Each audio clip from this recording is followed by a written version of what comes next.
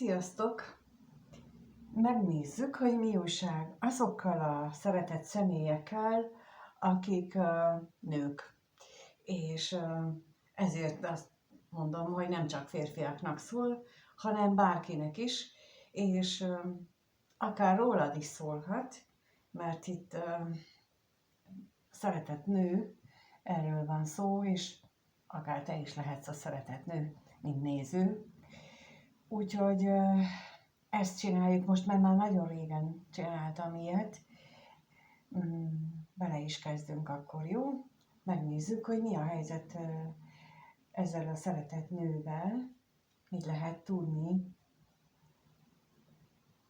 És mivel ezek a kirakások nem csak arról szólnak, hogy mi van, mi fog történni, és kifejezetten nem is ez a célom vele, hanem az, hogy megértsük, hogy hogyan működik a kapcsolatunk, hogyan javíthatunk rajta, és hogyan javíthatunk a saját életünkön is. Én ilyen szempontból közelítem meg minden egyes ilyen kirakásomat, úgyhogy ez is ilyen lesz. És most az a kérdés, hogy mi a helyzet ezzel a szeretett személlyel, mit tudhatunk meg róla, mi van vele most, hogyan van ő, hogyan hatnak rá a jelenlegi energiák, ezt ő hogyan éli meg.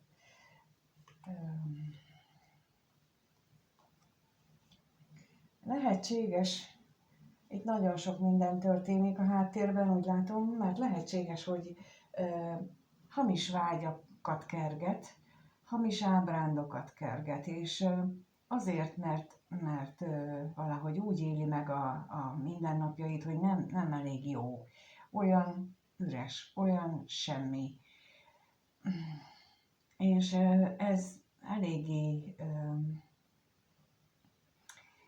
nehéz neki, ezt elég nehezen tudja megélni, és úgy látom, hogy ez már bizony a múltban is előfordult vele, és olyan, mintha most ilyen hamis ábrándokat helyezett volna a szem elé, és azt kergeti, de megnézzük, hogy mit jelent itt ez a hamisság.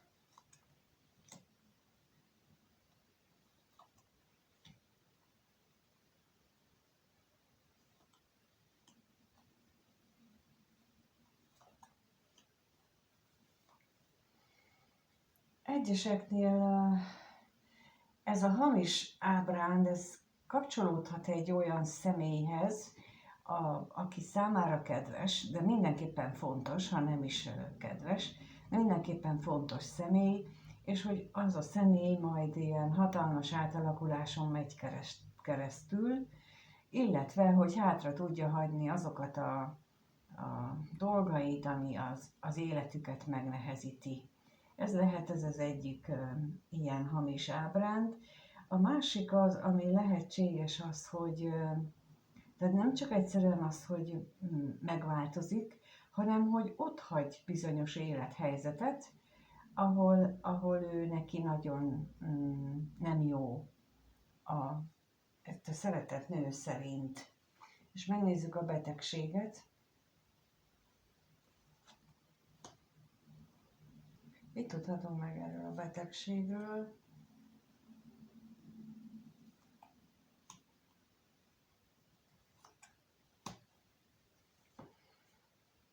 Lehetséges, hogy, mint ahogy mondtam, hogy ez a jelenlegi élethelyzet, ez a kilátástalannak tűnő, vagy teljesen, amivel teljesen elégedetlen az az élethelyzet, az őt valóban ilyen megbetegített állapotba juttatja, és ez a megbetegített állapot nem biztos, hogy fizikai értelemben van, hanem lehet, hogy csak lelkileg, és ez a lelki, de mind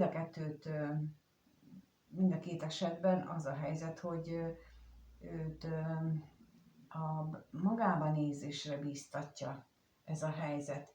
Tehát én úgy látom, hogy olyan, mintha ez a megbetegített szituáció az azért következett volna be, hogy ebből a hamis ábrándból, ebből a hamis képből őt fölrázza és megláttassa vele a valóságot. Ha megnézzük akkor, hogy mi újság a gondolataival, és akkor most itt kifejezetten arra kérdezek rá, hogy ennek a szeretett személynek, ha van valaki a szívében, akkor, és az esetleg a néző, akkor vele kapcsolatosan milyen gondolatai vannak, ez a hamis ábránd esetleg hozzá kapcsolódik-e, lássuk, hogy mi hogyan gondol ez a szeretett személy arra, aki mondjuk ő neki kedves. És itt van.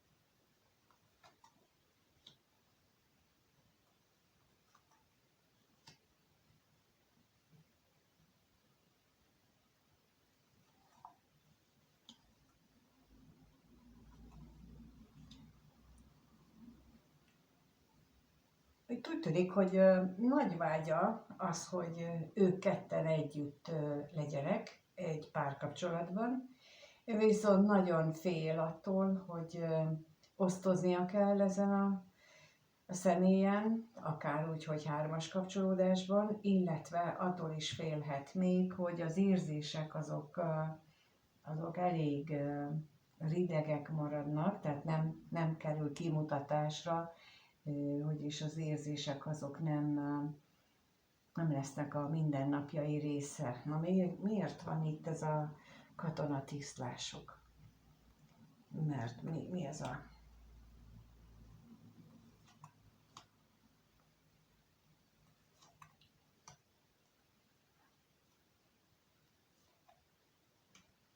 Lehetséges, hogy leginkább arra gondol, hogy saját magának, vagy ő saját magával kapcsolatosan, hogy ő nem biztos, hogy képes lesz meg kimutatni az érzéseit, hanem hogy csak a felszínt mutatja meg, hogy nem lesz meg benne a kellő nyíltság, a kellő érzelmi kitárulkozás vagy önátadás ahhoz, amit szerinte szükséges lenne. Na nézzük itt a féltékenységet.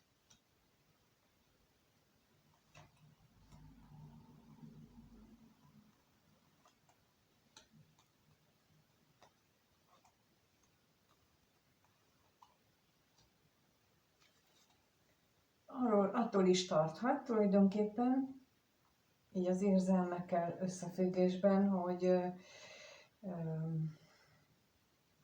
túlságosan is a kapcsolódás, a fizikai kapcsolódásra helyeződik a hangsúly, és a háttérbe szorul mondjuk a lelki kapcsolódás, vagyis hogy nem történik meg a valódi intimitás a két ember között, és itt újra elmondom, hogy az intimitás nem a testi kapcsolódást jelenti, leginkább nem, hanem az én értelmezésemben azt, amikor, mint ahogy itt is mondtam, hogy megmerjük nyitni magunkat a másiknak, elmerjük neki mondani a gondolatainkat, megosztjuk vele az érzéseinket, bizalmas információkat, olyanokat, amiket esetleg másokkal nem. Ez a valódi intimitás, amikor merünk a másiknak sebezhetők lenni, megmerjük magunkat mutatni neki, és bízunk benne, mert hogy azért merjük, mert hogy bízunk benne, hogy nem fog vele ezzel az információval, az érzéssel nem fog visszaélni, és itt azt mutatja, hogy ő neki ezzel vannak félelmei, ezzel kapcsolatosan, hogy ő nem lesz erre képes, és itt megint arra gondolok, hogy ő nem lesz erre képes, hogy ő erre a valódi önátadásra. Na megnézzük, hogy akkor milyen érzései vannak ennek a szeretett személynek, milyen érzései vannak az irányába, aki számára fontos, és mondjuk itt nézi ezt a videót. Tehát milyen érzései vannak, mit tudhatunk meg az érzéseiről.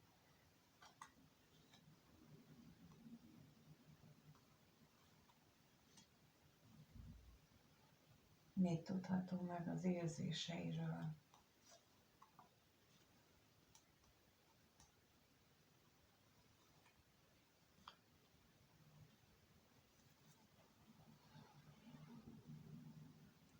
Hát az érzései középpontjában az van, hogy ő próbálja a szőnyeg alá söpörni a fájdalmát. Nem feldolgozást érzek itt, hanem csak a szőnyeg alá söprést, és itt nagyon nagy a különbség a kettő között, bár azt hisszük, hogy feldolgoztuk, de valójában csak úgy csinálunk. Tehát amit a manapság nagyon divatos, ez a légy pozitív dolog, ez nem így működik, ez a szőnyeg alá söprés.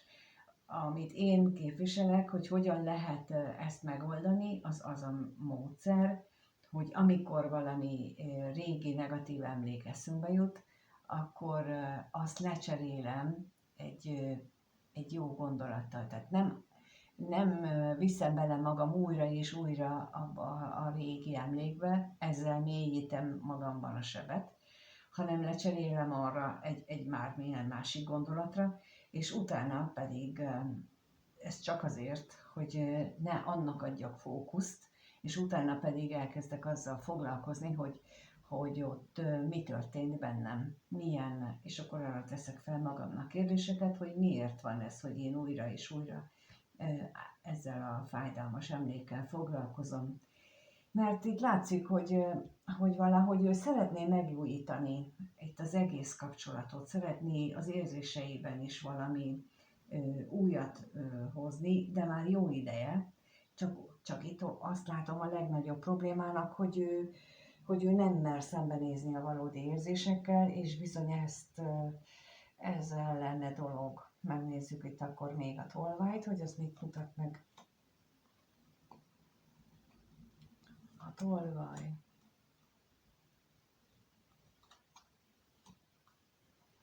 Talán nincs is mostanában találkozás azzal a személlyel, akiről így kérdeztem, és ezért igyekszik elpalástolni ezeket a fájdalmas emlékeket, vagy érzéseket. Na, még itt a szomorúságra kérek.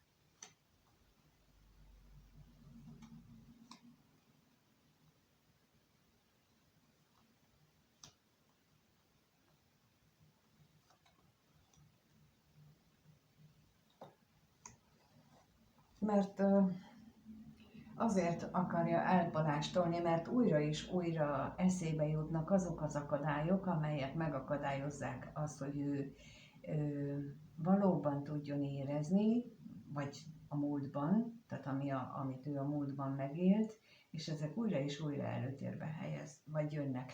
Na és akkor itt ez pontosan arra hajaz, vagy arra adja a példát, amit az előbb mondtam, hogy amikor ezek a régi negatív emlékek újra és újra előjönnek, amelyek megakadályozzák azt, hogy ő a fájdalmát képes legyen végül is már rendesen elengedni és hátrahagyni, akkor ezek az emlékek azok, amelyek nem, és arra koncentrálunk, holott, hogyha ezt lecseréljük másra, a jelen pillanatba hozzuk magunkat, nem egy másik gondolatba, tehát nem azt mondom, hogy én ott jól érzem magam, hanem azt mondom helyette, hogy nézem a gyertya fényét. Nem azon gondolkodom, hogy mi jut eszembe arról az emlékről, hanem hogy hogy itt van a gyertya, és akkor most nézem a gyertyát. Hogy éppen mosogatok, és akkor nézem azt, hogy hogyan érinti a víz a kezemet, például egy mosogatásnál, ha kézzel mosogatok, vagy hogy főzök, akkor hogyan gyöngyözik a víz a fazékba, és akkor abban merülök bele. Tehát ez nem ugyanaz, mint amikor álpozitív dologra cserélem le, hanem arra, hogy én nem azon elmélkedek, hogy mi volt rossz a múltban, hanem hogy mi történik a jelenben, és a jelenben meg az történik, hogy miért fáj például a fejem, és hol fáj a fejem, és görcsösen fáj a fejem, és hogy legutóbb mikor fájt a fejem, és hogy ugyanígy fájt-e a fejem, úgy néz ki. Szóval erre rengeteg ilyen technika van, hogy hogyan tudjuk a gondolkodásunkat azt átformálni, És itt ez lenne nála is a lényeg, illetve ha ti hallgatjátok, akkor persze nektek szól, és ezt mondtam, hogy én ebben igyekszem ezt a jelenlegi helyzeteket mindig kiegészíteni, és megnézzük, hogy mire lehet számítani akkor, mert hogy ugye ez az egész az ő hamis ábrándjairól szól. Itt meg is mutatkozik, hogy miért az érzéseknél és a gondolatoknál, hogy ő nem meri magát beleengedni, se azért leginkább az érzésekbe, és aztán ebből erednek a gondolati problémák is. Úgy hogyan fog alakulni a következő 1-2 hetes időszak, ameddig belátható most, akkor az ő esetében, illetve annak a személynek, aki az ő számára fontos, aki talán éppen a néző, hogyan alakul a következő 1-2 hét.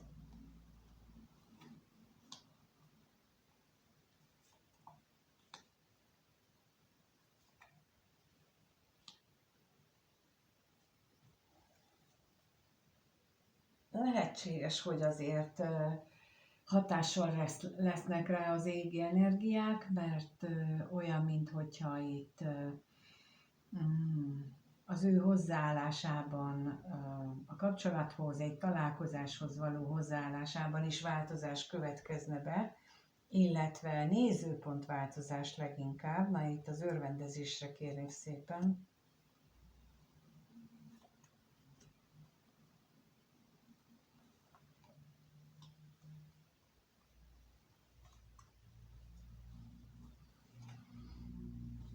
Lehetséges, hogy az is megfordul a fejében, és azért történik meg ez a változás, hogy ő milyen veszteséget él meg, és eljut mondjuk a mélypontra, amikor ez megtörténik, akkor automatikusan elkezdünk változni és átalakulni. Ez is lehet az oka, másrészt meg az is lehet az oka, hogy ő felismeri, mert például hallgatja ezt a videót, és felismeri azt, hogy ő mit csinál, és hogy ezen érdemes lenne változtatni. Na, még megnézzük itt a találkozást, a látogatást, hogy arról mit tudhatunk meg.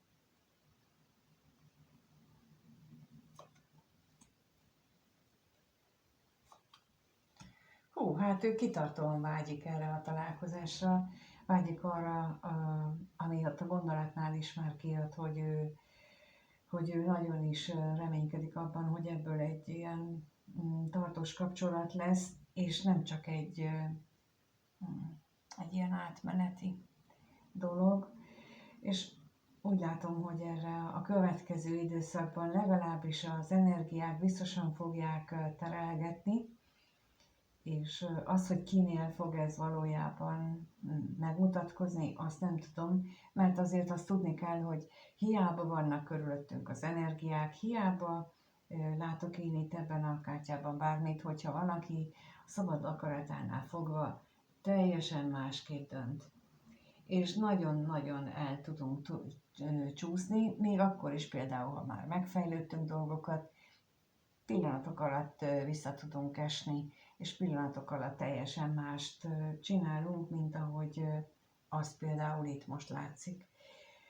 Köszönöm, hogy itt vagytok, és megnézitek a videót, és köszönöm a lájkot, meg a feliratkozást, ha még nem vagy feliratkozva.